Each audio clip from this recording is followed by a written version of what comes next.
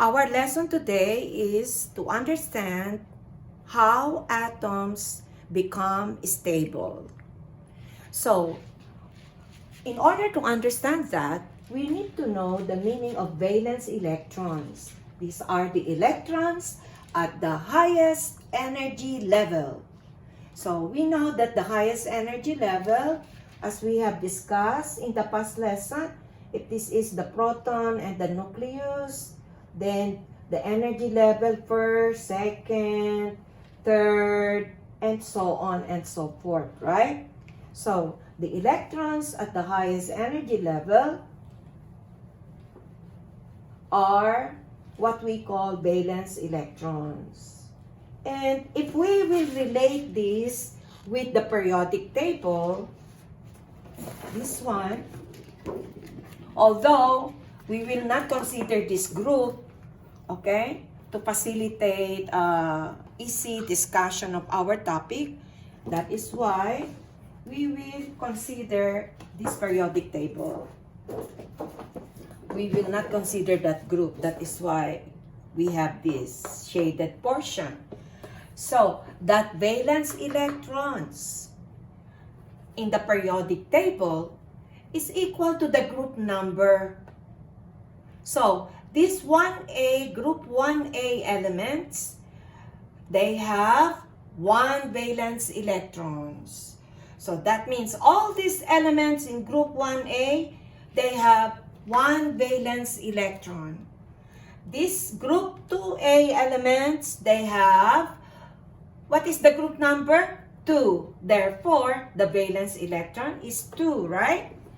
So that is how we will make use of the periodic table. So, let us write in here.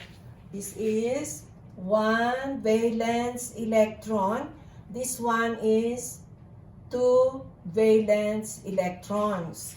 Meaning all these elements in group 2A, they have 2 valence electrons. Okay, this group 3A elements, because they belong to group 3A, remember, the number represents the valence electron. So, it's easy.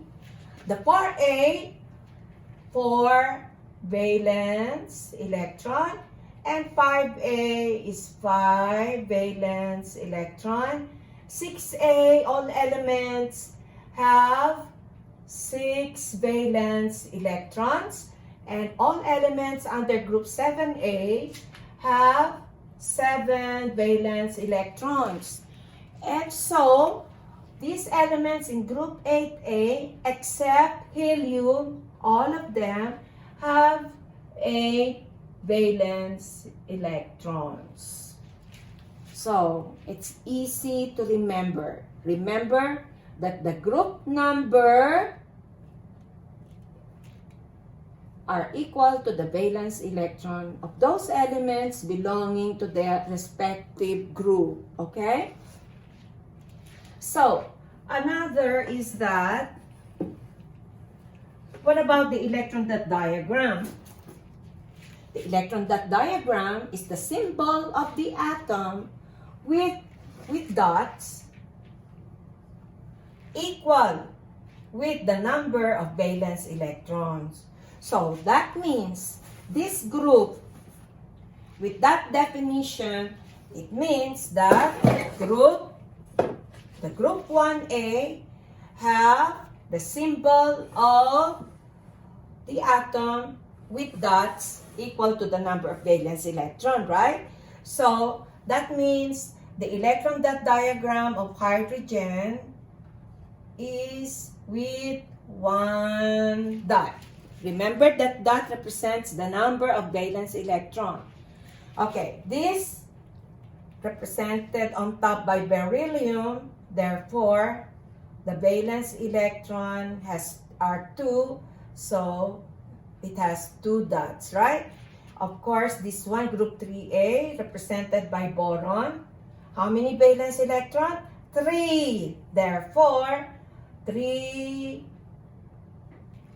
valence electrons or 3 dots. Carbon, 4. because it belongs to group 4A. Okay, nitrogen, how many valence electron? 5. Therefore, nitrogen and the rest of group 5A have 5 dots because it has 5 valence electron. And of course, oxygen, let us write oxygen here. It becomes crowded there. So oxygen has 6 valence electrons, right? 2, 4, 5, 6, okay? And of course, the 7A, like fluorine, has 7 valence electrons, so 7. And of course, the group 8A, let us make use of neon, has 8, 2, 4, 6, 8. Okay? I hope it is very clear. Using the periodic table, then we can immediately know the electron dot diagram of each element. Remember again, the group number is the valence electron, and that valence electron is equal to the number of dots with the symbol of the atom. Okay? So I hope it is clear. Now, for us to understand how do atoms become stable, we should understand what is octet rule. Okay, what is octet rule? Okay.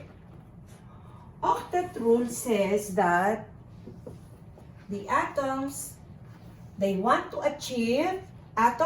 achieve the 8 valence electrons of noble gases. That is why it is called octet. Octet means 8, number 8. Octa, 8, right? So, 8 means 8 valence electrons of noble gas, of noble or what we call inert gases. And these are the group 8A elements in the periodic table, the group 8A. They are called inert, means they are unreactive. So these are unreactive. Why are they unreactive? Because they are stable. They are, okay? So that means these atoms, they want to become similar with the group 8A, having 8 valence electron. And how are they going to do it? Okay, so let's have oxygen. So again, where is oxygen? Oxygen is under group 6A, therefore 6 valence electrons, right? So group 6A, therefore this 6 represents the number of dots. Again, that dots equals the valence electrons of any element under group 6A. In particular is oxygen. Oxygen, therefore, has 6 dots, okay? So, these are the 6 valence electrons of oxygen. As you can see, in order to achieve the 8 valence electrons, oxygen needs 1 electron here and another electron here. It needs to bond with 1 atom for 1 electron here and here, right? Okay? So, let us consider an atom in group 1A. And that means this 1 equals the number of dots, which is equal to the valence electron, right? And we will have hydrogen as our example. So hydrogen with 1 valence electron. This is our example, okay? So in order for oxygen to achieve the 8 valence electron and hydrogen to achieve the 2 valence electron of helium, they will form a bond, okay? So let's illustrate that.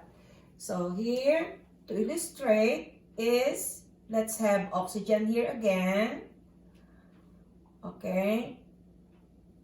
So to illustrate, and so this is the hydrogen. Hydrogen. And this is the one electron of hydrogen, right? So they will form a bond. They will share. This one electron from oxygen will share with one electron of hydrogen. And in doing so,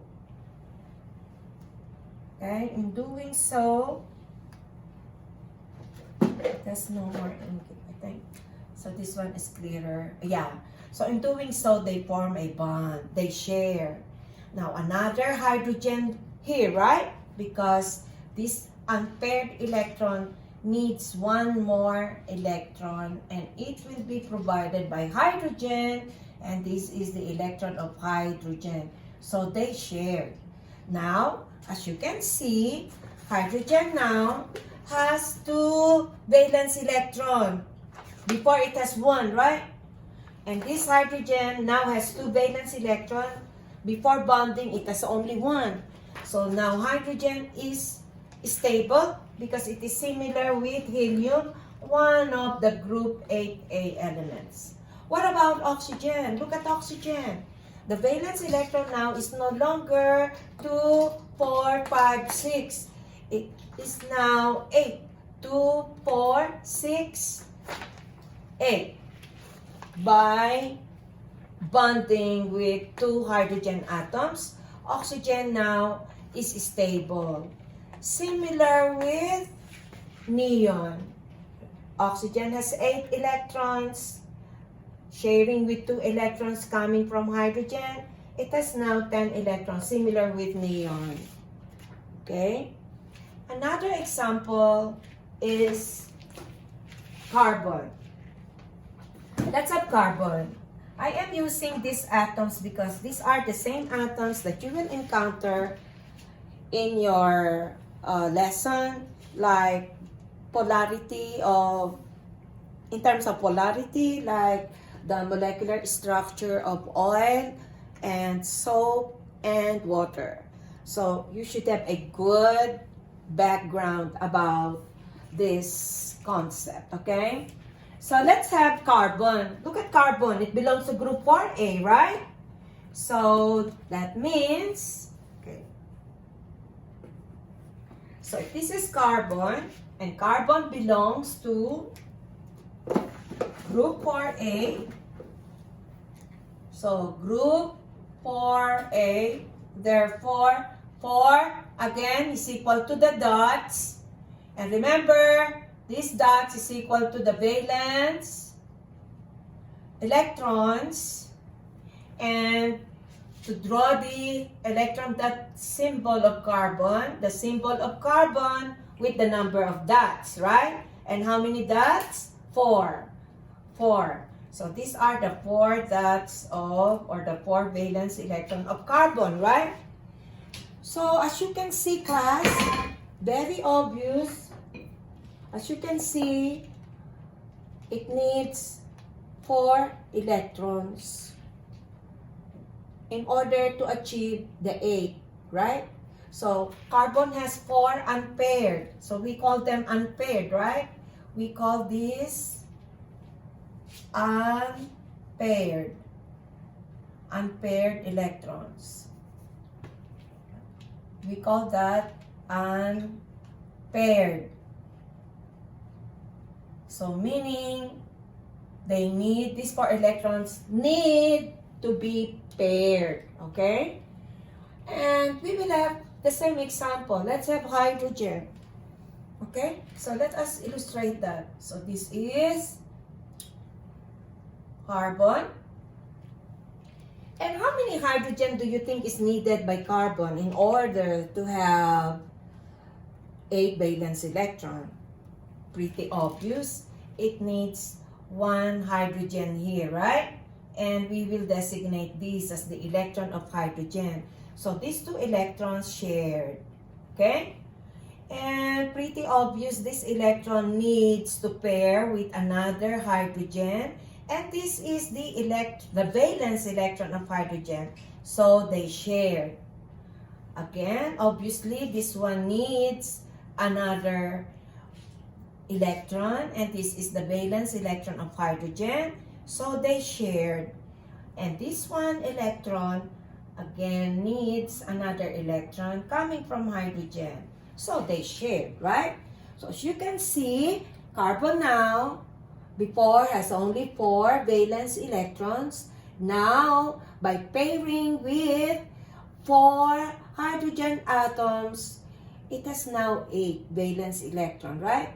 2, 4, 6, 8. And hydrogen as well. Before, hydrogen has only 1 valence electron. And in order to be stable, it needs to pair with another electron. So it will be similar with helium, 2 valence electron. Okay, now, this hydrogen atom has 2 valence electron. This hydrogen has 2. This hydrogen has 2 valence electrons. And this hydrogen now. Okay? So we say now that this carbon is now stable.